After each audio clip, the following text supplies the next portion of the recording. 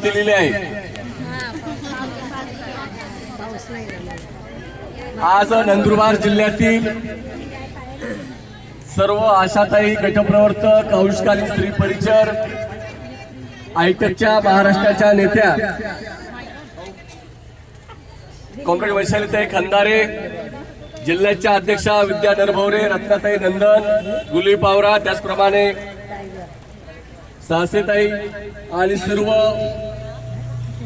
स्त्री परिचर संघटनेच्या नेत्या मंगलताई मराठे, त्याचप्रमाणे इंगळेताई, विनोताई गावित, सर्व पदाधिकारी, आजचा हे आपला आंदोलन कशासाठी आहे आता आपल्या समोर खंदारे ताईंनी काही मुद्दे मांडलेले आहेत।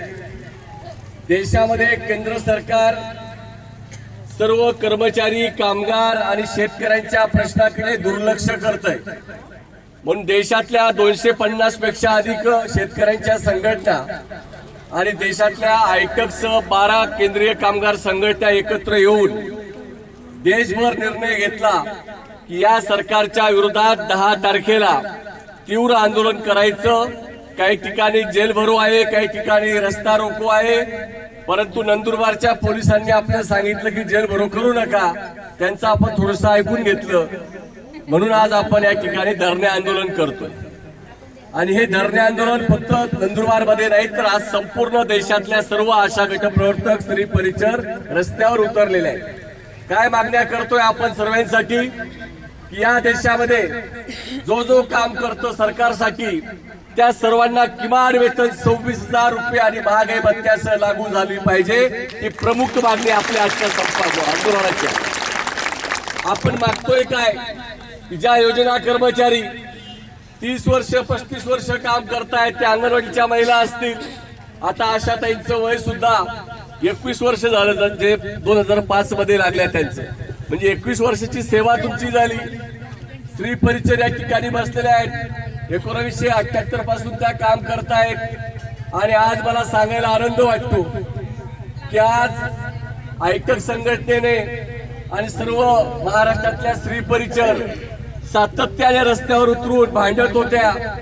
10,000चा प्रस्ताव असताना महाराष्ट्र सरकारच्या नवीन आलेल्या आरोग्य मंत्री महोदयांनी 3,000वरून 6,000 रुपये मोबदला 1 एप्रिल पासून आपल्या सर्व स्त्री परिचरांचा झालेला आहे। त्यांचा एक महत्वाचा निर्णय झालाय, त्याबद्दल त्यांचं अभिनंदन करतो।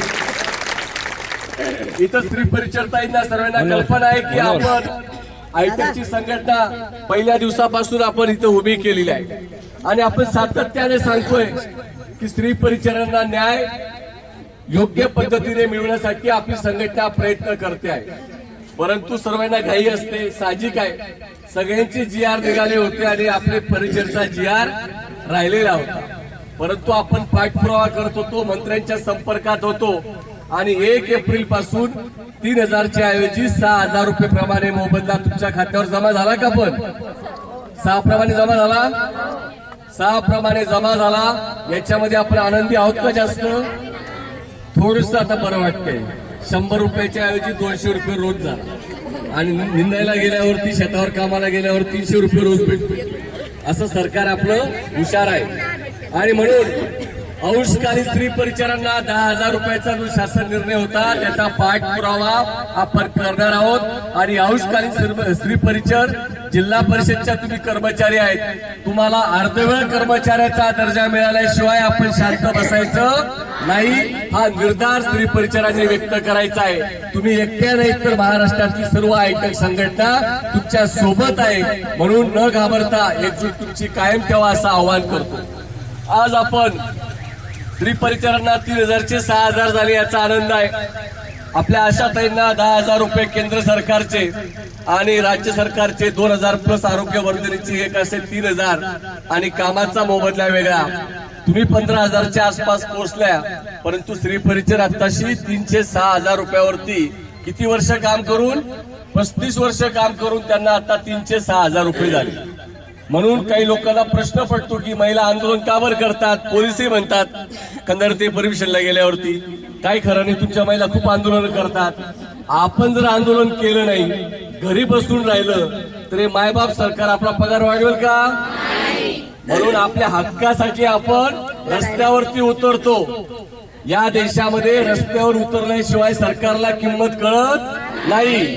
म्हणून तुम्ही पाहिलं दिल्लीमध्ये मुलांचे पेपर फुटले म्हणून नीट परीक्षेचे त्यांनी दिल्लीत आंदोलन केलं. 21 मुलांनी आत्महत्या करून घेतला पेपर फुटला म्हणून. त्यांचं नुकसान झालं. आणि या देशामध्ये केंद्र सरकारच्या त्या धर्मेंद्र प्रधान नावाच्या मंत्र्याला राजीनामा द्यावा लागला. कारण 25 दिवस विद्यार्थ्यांनी त्या ठिकाणी उपोषण केलं.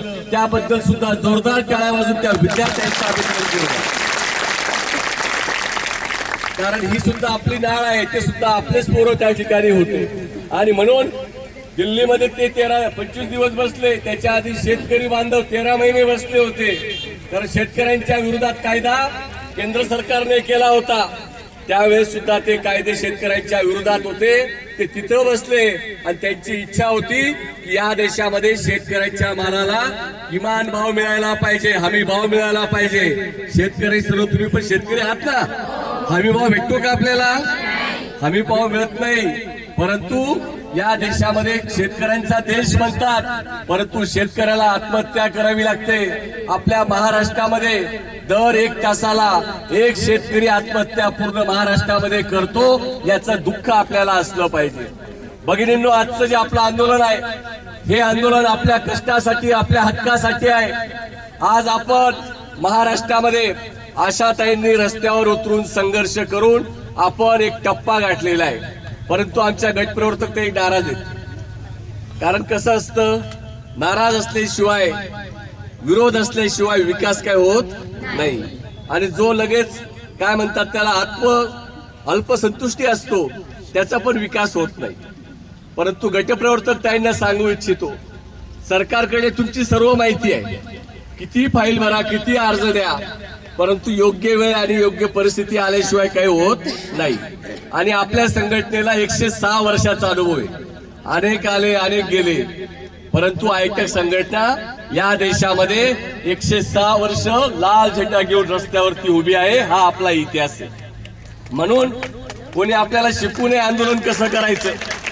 काही शिकवतात, काही म्हणतात माहिती जमा करा, काही म्हणतात कोर्टात चला, काही म्हणतात फॉर्मवरती फॉर्म भरा, आम्ही कोर्टात जाऊन निकाल लावून आणू.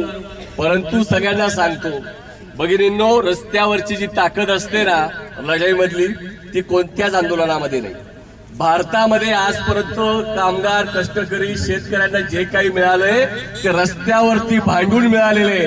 म्हणून मी सर्व गटप्रवर्तकांना सांगणार आहे की आपलं येणाऱ्या स्वतंत्र आंदोलन गटप्रवर्तकांचं खंदारेताई आपल्या नंदुरबार पासूनच आपल्याला सुरुवात करायची आहे. आणि त्याची तयारी आपल्याला वेगळ्या पद्धतीने करायची, ते आज मी सांगणार नाही.